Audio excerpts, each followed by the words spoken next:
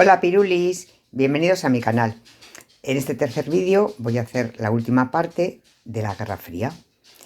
Voy a haceros un esquemita para que vayáis viendo lo que voy a desarrollar, armas de la Guerra Fría, cómo quedan los bloques, qué conflictos, aunque pone regionales, son en el mundo, los focos de tensión internacional, una nueva Guerra Fría, muro de Berlín, cómo va quedando, crisis de Cuba, guerra de Vietnam y Segunda Guerra Fría. Con eso ya vais a tener los esquemitas hechos y vamos a ir explicando poco a poco para que tengáis claro y hagáis un examen súper bueno. Armas de la Guerra Fría. Tras la Segunda Guerra Mundial inician una carrera armamentística. ¿Quiénes? Las dos superpotencias, que son Estados Unidos y la URSS. ¿Para qué? Para intentar superar al contrario el número de armas. Esto se llamó equilibrio del terror. ¿Qué hacen? Voy armándome, la otra potencia ve que se va armando e intenta tener una paridad en armamentos, así le da miedo y eso en el fondo impide que haya una guerra entre los dos. ¿Por qué? Porque habría una destrucción total. A la vez empieza también una guerra espacial, porque eso es más psicológico, a ver quién de las dos superpotencias está más desarrollada. Va ganando la URSS, que en 1957 pone en órbita el Sputnik, que es el primer satélite artificial, y manda el primer hombre al espacio, Yuri Gagarin. A la vez, Estados Unidos consigue llegar a la Luna en 1969 con Neil Armstrong. Veis que los dos están... A ver, aquí os dejo los bloques, cómo van quedando y qué pertenece cada uno. Por un lado está el bloque occidental con la OTAN, actualmente en vigor y muy de actualidad por lo de Ucrania. Liderado por Estados Unidos, iba haciendo el plan Marshall para reconstruir Europa de los destrozos que hubo en la Guerra Mundial. Ese plan Marshall es un plan de ayuda económica, como ya creo que sabéis por el vídeo anterior, y bueno, se crea el Banco Mundial, el Fondo Monetario Internacional. Por otro lado está el bloque oriental, liderado por la URSS, que crea el Pacto de Varsovia y luego a su vez el Comecon, y está centralizado. ¿Qué conflictos regionales se van viendo? Son algunos conflictos que son de baja intensidad. ¿Por qué? Porque son otros países que son apoyados dependiendo por uno u otro bando. Hay más de 100 guerras que implican indirectamente a las superpotencias. Entre ellas, las más importantes son las de Corea, la de Vietnam y la de Afganistán. ¿Por qué hacen eso? Porque cuando una superpotencia apoya a uno de los países, intenta así debilitar al contrario. También practican el control ideológico. ¿Para qué? Para que el enemigo se expanda. ¿Qué hace Estados Unidos? Apoya dictaduras para evitar el comunismo. ¿Y qué hace la URSS? Reprimir toda disidencia. Disidencia es que no estén de acuerdo, oponentes al régimen. ¿Y qué les hacen? Pues largas penas de prisión. Aquí os dejo los principales focos de tensión. ¿Veis? Berlín, Checoslovaquia, Cuba, por fechas. Grecia, Hungría, Turquía, Vietnam y Corea. Siguiente capítulo. De la distensión a la nueva Guerra Fría. La distensión. En el 53 se muere Stalin en la URSS y viene un nuevo dirigente, Nikita Khrushchev. Hizo en el Congreso del PCUS, que es el Partido Comunista de la Unión Soviética, consiguió una competencia pacífica entre los dos grandes potencias. Por otro lado, en Estados Unidos, después de Roosevelt llega Truman y Eisenhower, y después de ellos Kennedy. Este consigue un acercamiento entre las dos superpotencias. A ese periodo se le llamó como coexistencia pacífica. ¿Qué detalles podemos ver de esa coexistencia pacífica?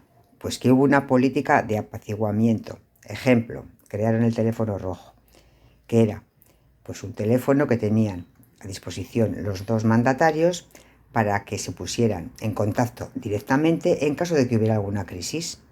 También se firmó el Tratado de Salt en 1972, ¿Qué es lo que hacía? Limitar las armas nucleares.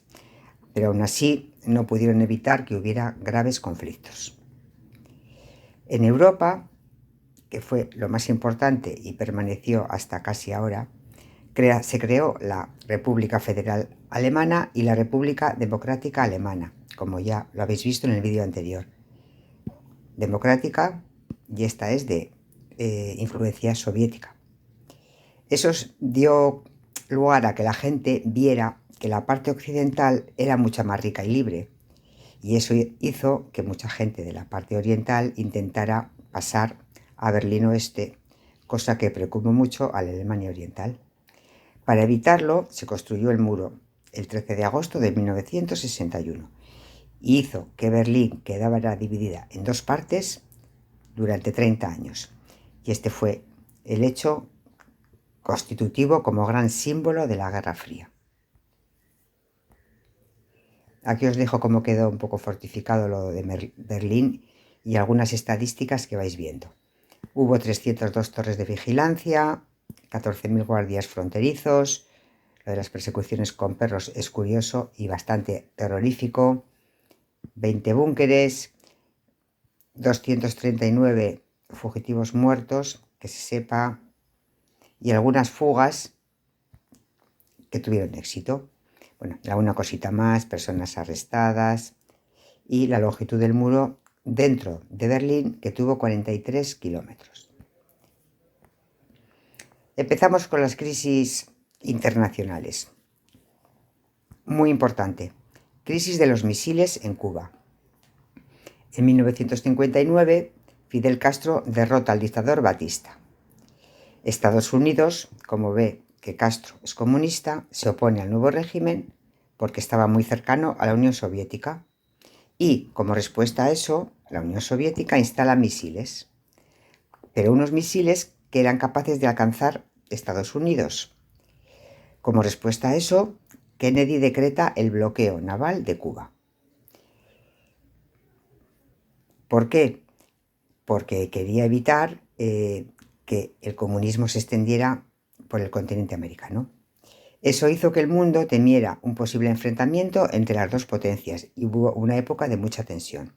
Al final, el presidente Khrushchev ruso desmanteló las bases soviéticas y la tensión se fue rebajando. Aquí tenéis la situación, un poquitín un esquemita. Segundo, importantísimo, Guerra de Vietnam. Fue el más sangriento. Orígenes. Vietnam queda dividido en dos tras su independencia de Francia y queda norte, que era comunista, y sur, que era anticomunista. Hubo una guerrilla, que era el Vietcong, que quería incorporar el sur al norte para que también se hiciera comunista. ¿Qué hizo Estados Unidos con Kennedy? Mandó primero consejeros militares al sur y después Johnson desplegó soldados y extendió el conflicto a Laos y a Camboya.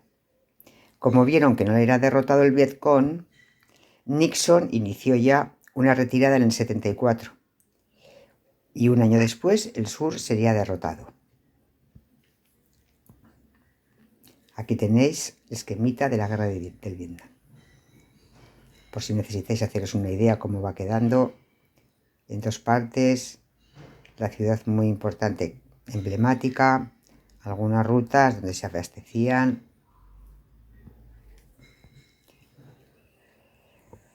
Segunda Guerra Fría, 1977-1991.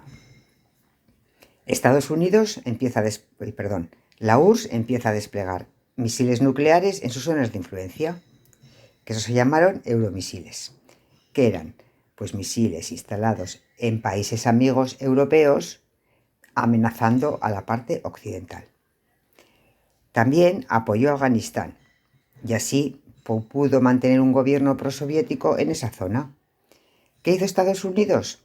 Respondió con misiles, pero los países de la OTAN, y el presidente Reagan desplegó un escudo en el espacio para repeler los posibles ataques de misiles soviéticos. A la vez, llegó al poder a la Unión Soviética Mikhail Gorbachev, Y eso dio lugar, porque hizo una especie de apertura que evidenció los graves problemas económicos que había en la Unión Soviética, y eso precipitó el fin de la Guerra Fría. Aquí os dejo por último dos imágenes típicas de esa época. La huida del gas naranja en Vietnam. John Lennon y Yoko Ono, en las manifestaciones que hubo en Estados Unidos en contra de la guerra del Vietnam, que aún ha dejado una huella profunda en los Estados Unidos. Y una cosita para que penséis. Si os fijáis, no hemos aprendido mucho con la situación que estamos ahora en el conflicto ucraniano, etc, etc, etc. Espero haberme explicado bien y espero que os guste mi vídeo. Y yo, como siempre, me despido con un like. Hasta pronto, pirulis.